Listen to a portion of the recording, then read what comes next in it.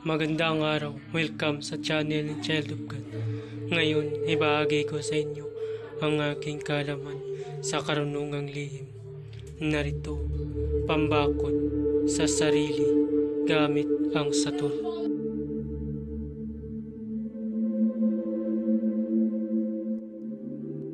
Kung bago ka pa lamang napadpad sa channel na ito, huwag kalimutan mag-subscribe and click the bell icon para laging update sa mga bagong video. Maraming salamat.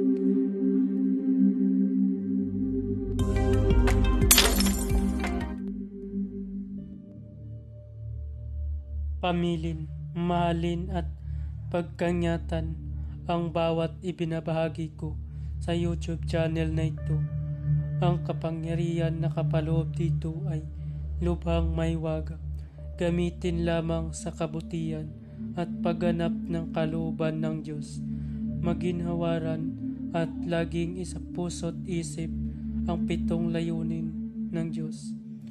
Isabuhay ang 4 na simulain, makadiyos, makabayan, at makatao, makakalikasan.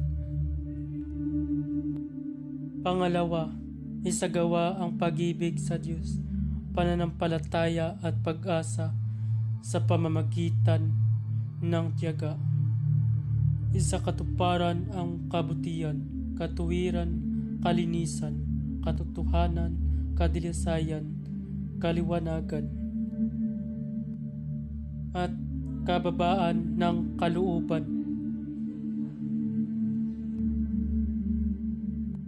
Pangapat, ipalaganap ang pagkakaisa, pagmamahalan, pagtulong sa kapwa, pagmimisyon, paglilinis ng sarili at pagbabago na paunlad. Panglima, magkaroon ng paggalangan, pag-unawaan at pagmamahalan sa isa't isa bilang mga kapatid at kapwa-tao. Pang-anim, maging dakila sa isip, sa salita at gawa para sa Diyos, sa bayan at tao. Pang-7, ipagpatibay ang kautusan ng Diyos, tumulong sa pagpapaunlad ng katauhan ng bawat kasapi ng samahan at tumupad sa hadikain ng Diyos sa tao.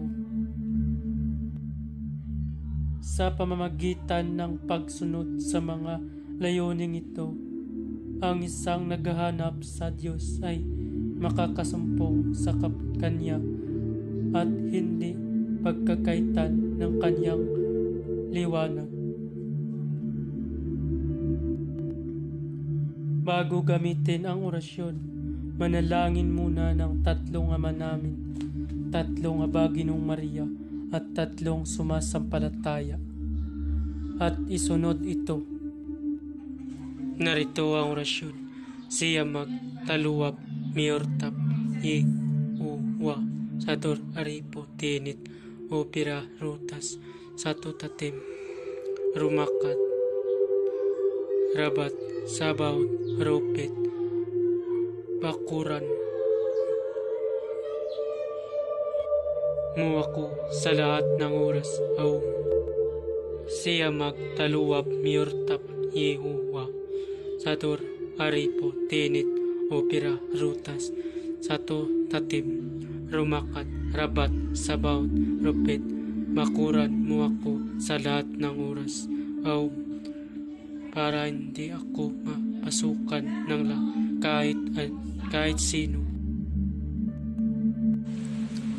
Pamamaraan, salin sa isip ng 3 beses ang orasyon na ito, simulan sa unang buwan hanggang 49 days na walang patlang. Pag sa babae naman ay 40 days na walang patlang. Pag pumatlang ng 1 beses ay ulitin sa unang buwan hanggang matapos ihip sa tubig na inumin o sa liptip lamang pagkatapos usalin ito.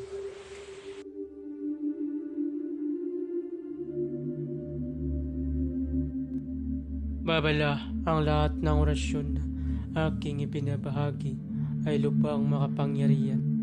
Gamitin lamang sa mabuti. Kung sino man ang gumamit sa masama ay mayroong bad karma.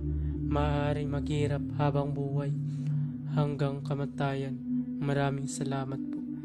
At kung bago ka pa lamang napadpad sa channel na ito, huwag kalimutan mag-subscribe and click the bell icon para laging update sa mga bagong video na ina-upload ko.